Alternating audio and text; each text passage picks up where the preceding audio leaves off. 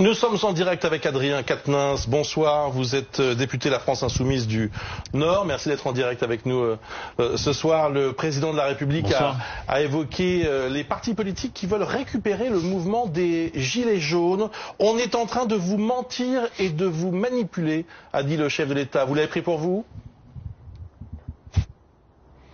Visiblement, il nous ciblait puisqu'il a parlé de la France Insoumise, mais du coup, vous me donnez l'occasion d'une clarification, c'est que assurément, nous ne récupérons rien et nous ne voulons rien récupérer.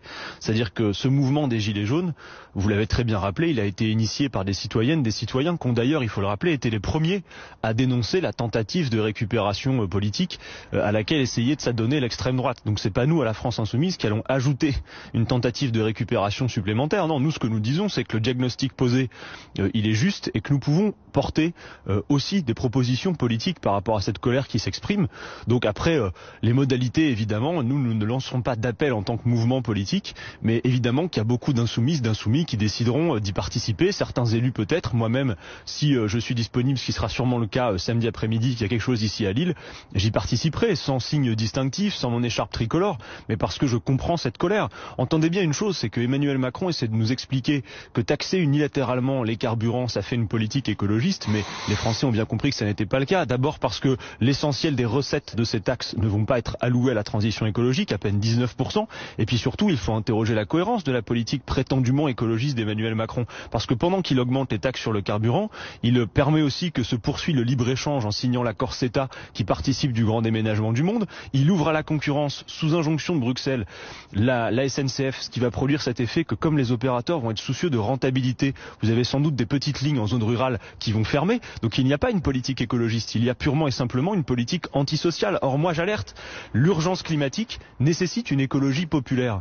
Or par ces agissements, Emmanuel Macron est en train de se couper de l'essentiel de la population. Si on développait les transports en commun en disant voilà, vous avez vraiment le choix, vous pouvez prendre les transports en commun gratuits, peut-être alors les Français comprendraient que les taxes augmentent. Mais aujourd'hui ils ne leur offrent pas le choix. Les Français ont compris qu'en mettant leur plein dans leur réservoir, en plus, ils ne financent pas la transition écologique, ils financent des choix budgétaires qui sont ceux d'Emmanuel Macron, notamment de redistribution vers les plus riches avec la suppression de l'ISF par exemple.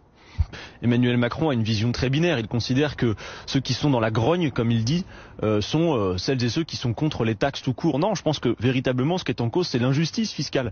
Les Français consentent plutôt à payer de l'impôt s'ils en voient le retour sur investissement. Aujourd'hui, la vérité, c'est que par les choix budgétaires d'Emmanuel Macron, on voit de moins en moins le retour sur investissement de l'impôt qui est consenti.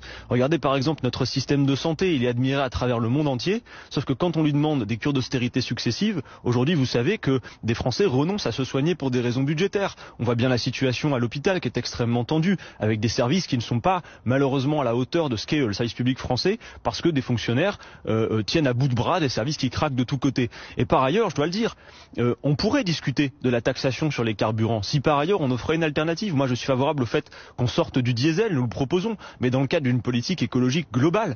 On ne va pas pouvoir faire une politique écologiste simplement en taxant et en moralisant celles et ceux qui aujourd'hui n'ont pas le choix. Et par ailleurs, il voit bien qu'on ne taxe pas par ailleurs les plus gros pollueurs, notamment les multinationales. Emmanuel Macron donne à voir aussi son enfermement idéologique. Il devrait considérer peut-être les propositions qu'ont à faire ses oppositions. Quand nous proposons les transports en commun gratuits, ça peut se financer, des leviers budgétaires, on peut en avoir. Vous savez que en matière fiscale, par exemple, on sait que la fraude et l'évasion, c'est quand même 100 milliards. Vous imaginez ce qu'on peut faire avec 100 milliards d'euros? C'est 1600 euros par an et par contribuable.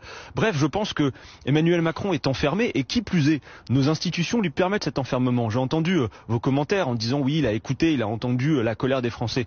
Mais en vérité, moi je pense que le fil rouge de cette interview, c'est cause toujours. Parce qu'il sait que de sa propre place, il est extrêmement protégé, il peut être absolument isolé, minoritaire, il peut finir son quinquennat tranquillement a priori, le pense-t-il, mais en réalité, il est de plus en plus isolé et les Français ne le suivent plus.